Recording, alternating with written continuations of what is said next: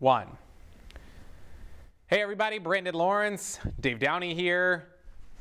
That's been doing that all morning, by the way. Oh. Glitching. Here we are. It is Monday. It is Monday. It is already. Monday. It feels like we've had a whole week in this morning. It's been a really long day already as we're getting ready for what's going to be a pretty impactful winter storm later this week. Definitely the busiest winter weather week that we've had since I've been here in the past year and a half. I know we had that 14-inch snowfall on January 15th in this past, I guess, 11 months ago. Right. But since then, we haven't had anything else. I mean, we had a couple inches in November, but nothing blizzard-like, which we could see this week. Yeah, I'm afraid that we're going to have blizzard conditions. And if you know about how I usually approach forecasting and how I usually approach weather, I don't hype weather. I usually am actually more conservative on forecasting, and I like to wait and see how it evolves. But we're seeing a lot of signs that really lead us to believe not just snow, but wind, and then, of course, the dangerous cold. Yeah, you're probably the least gambler of the three of us meteorologists. Yeah. I take some gambles sometimes. Sometimes they pay off, sometimes they don't. But you are the most conservative forecaster, and when we see Brandon coming in here expecting several inches of snowfall later this week with 50-mile-per-hour wind gusts, that's when we well, and I'll say this first, because I know everybody likes to ask that question. The first question people are going to ask is how much snow. Yeah. I really don't want you to focus on the number, because if it is 6 inches, if it's 8 inches, if it's 10 inches, the impact will be the exact same. It's still going to be dangerous for travel. The blizzard conditions with the wind, and it's going to take all of this very light and fluffy snow and toss it around. Yeah.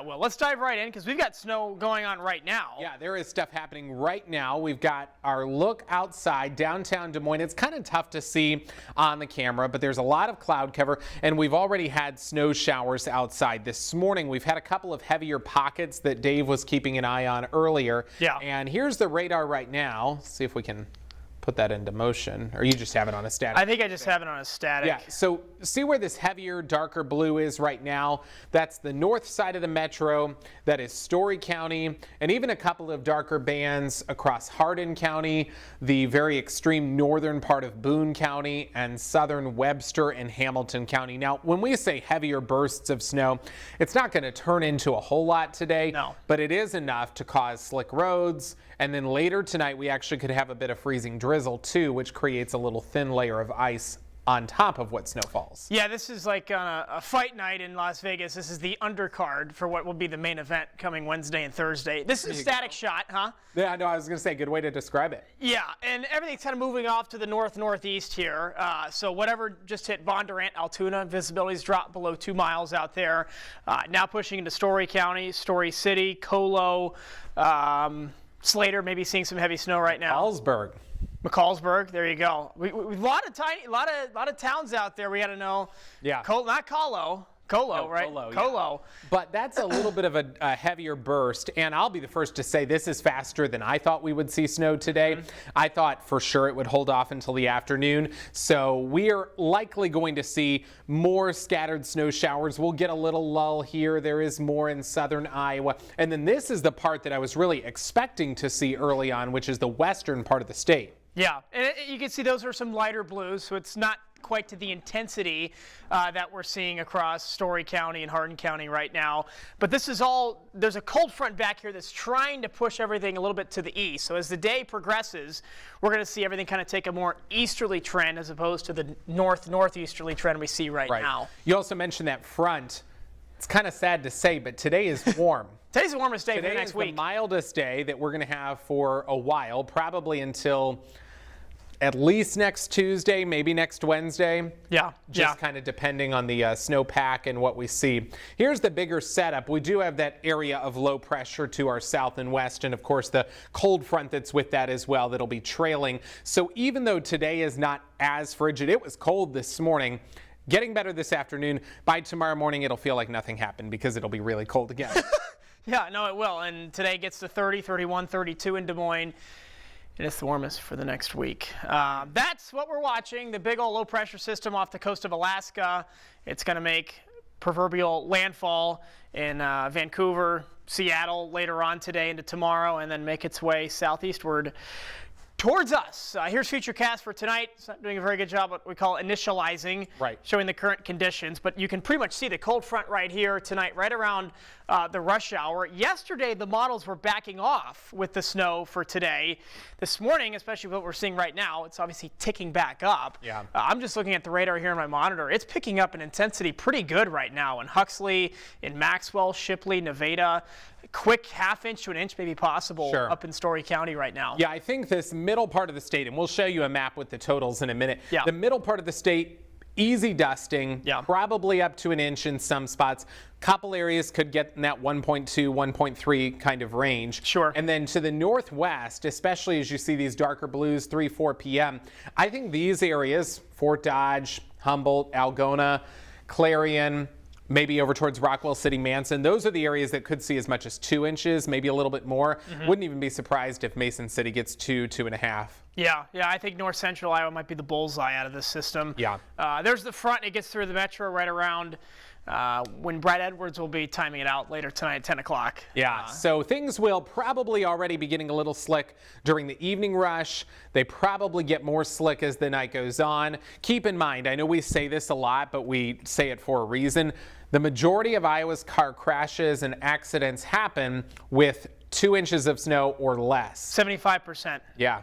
of crashes happen with 2 inches or less on the ground. And a lot of people, I think that's just because we get overconfident. Yeah. We think, oh, it's not that slick. So we want you to be careful. And then, of course, if we get that freezing drizzle on top of it, then tomorrow morning we wake up with a glaze on top of the snow. And I'm worried the commute tomorrow will be pretty slick. Yeah, you'll be in tracking that tomorrow morning. Yeah. Tomorrow is planning to be my one day off this week, but we'll see if things get slick tomorrow morning, then I might be Who in knows? too. I might So give him a phone call at 4 in the morning. I'll be ready, coffee in hand. Totals through tomorrow morning, 1 to 2 inches. The bullseye might be Webster County into all the way across into Hardin County too. So Yeah. we'll These monitor that. probably should have, you know, I've thought about doing this before. You know the squiggly line? Squiggly. It's like about an inch. About an inch. Yeah, roughly an inch. It might be 0.8, 0.9, 1.1. And then, of course, light icing also possible. So once we get past today, tomorrow is quiet.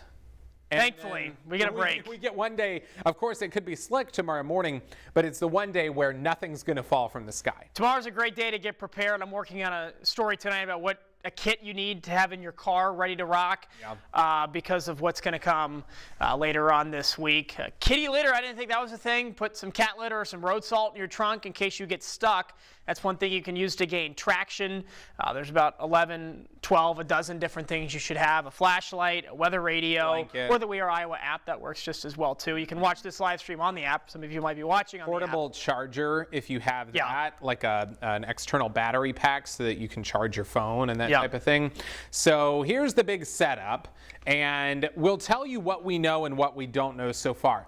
This is around 5 o'clock Wednesday. I think Wednesday after lunch is when things start to go downhill in our state. We start to see snow in the northern half of Iowa. Des Moines probably doesn't see anything until at least 4 p.m., maybe a little earlier, but probably Around the evening mid to rush. late afternoon, Yeah. evening rush. Then this is going to come through, and more or less it's not going to stop. We will get a lot of snow Wednesday night into Thursday. It snows most of the day Thursday.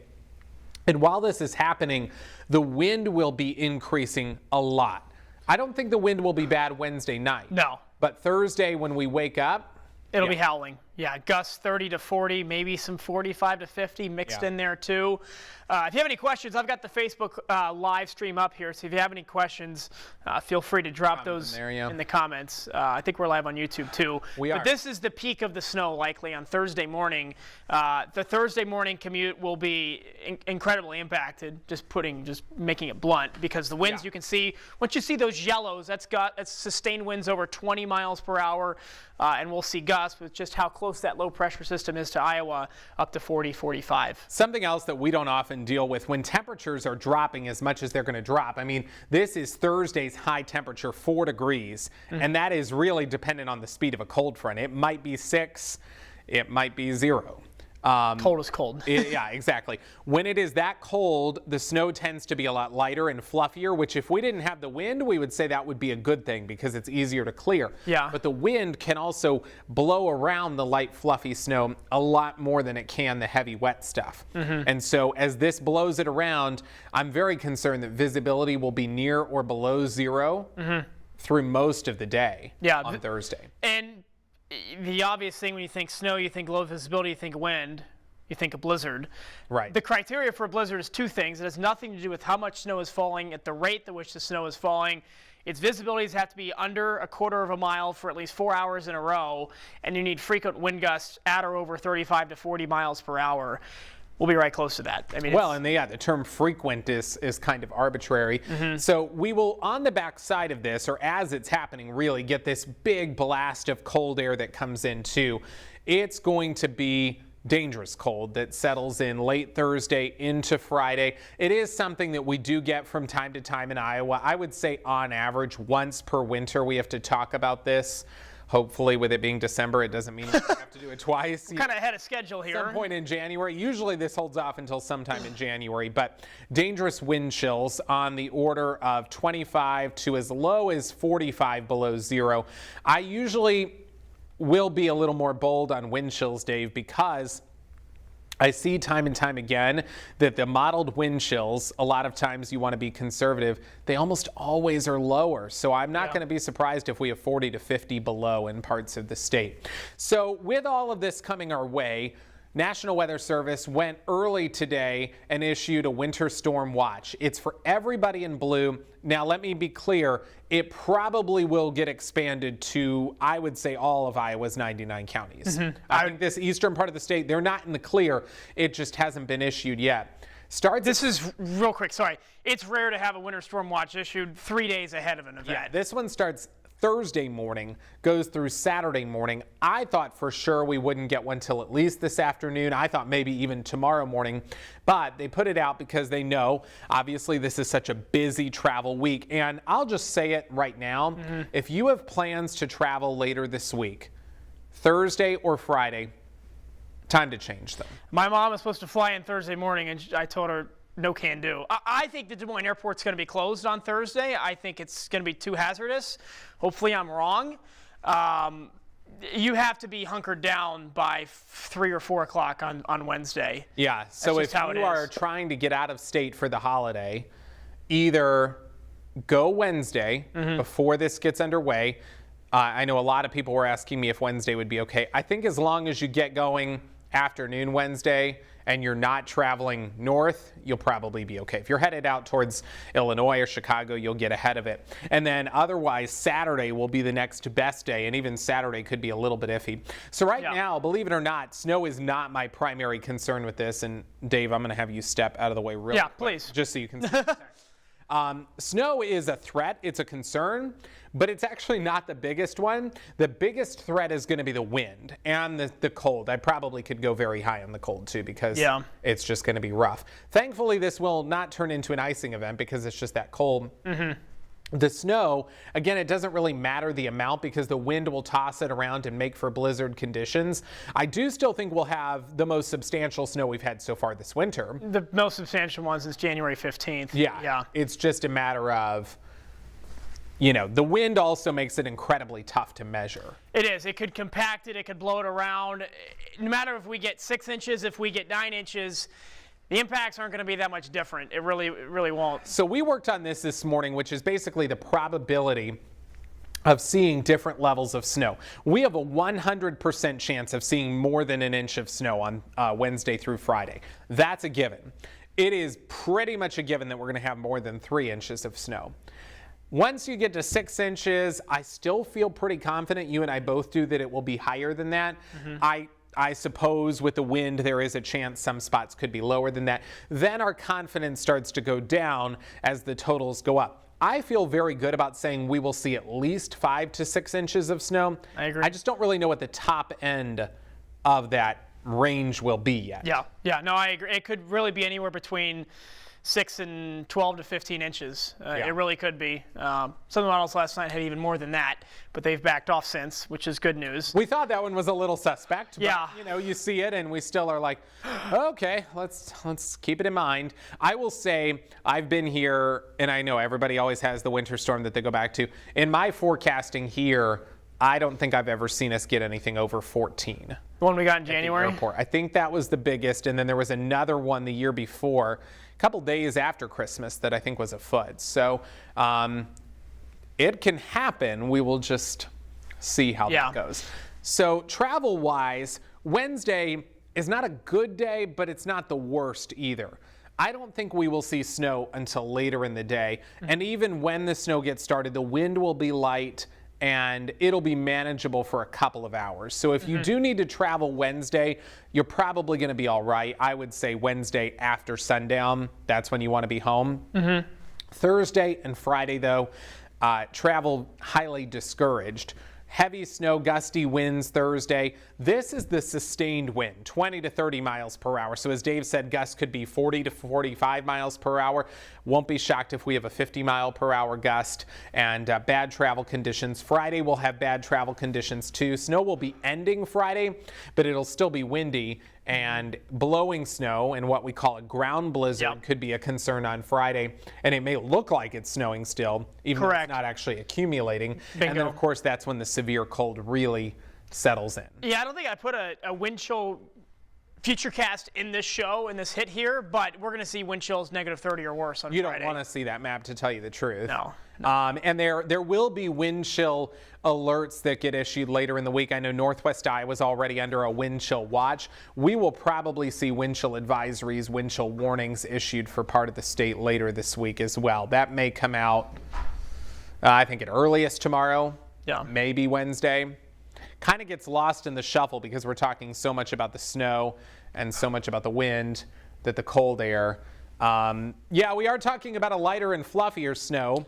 Yeah, I chatted with gentleman Jeff Greenwood from Mid-American Energy about power outages, because of course you think, oh, heavy winds, heavy snow, heavy, multifaceted winter storm. Not too worried about power outages, because the worst part of snow or ice for power lines is the stuff that sticks to it, that weighs it down. That's very true. Then it sways in the wind. This is going to be blowing around so much, it's not going to be a snowman snow. You could probably still try to do it. It's going to look like a very well shaken snow globe. Bingo. Couldn't have said it better. Yeah. So they're not too. It was like really going, you know? Yeah. They're not too worried about power outages right now. We're going to check back with them in the next couple of days. Yeah. But there we go. So that's the kind of snow we're going to see. It's not that heavy stuff. And because it's the light and fluffy snow, that increases snow totals. Yes. There's also increases the blizzard concern, because sometimes we get that back-breaking or really heavy snow, and the wind is strong, but it's not tossing it around as much. This only amplifies the blizzard concerns when it's light and fluffy. So I've been told this morning I sound a little like Armageddon, and I'm not trying to be that way. We have dealt with something like this before in Iowa. Of course we have. It's just that it comes 2 days before Christmas, which is probably the worst possible timing for everybody going to travel. Really quick, you're also working on travel information today, because this is not just an Iowa storm. Yeah. Let's go to the next graphic that here. on the next one? Yeah. Snow continues Thursday. This is really a Midwestern East Coast forecast. The models are kind of honing in on Chicago being almost the bullseye for this storm.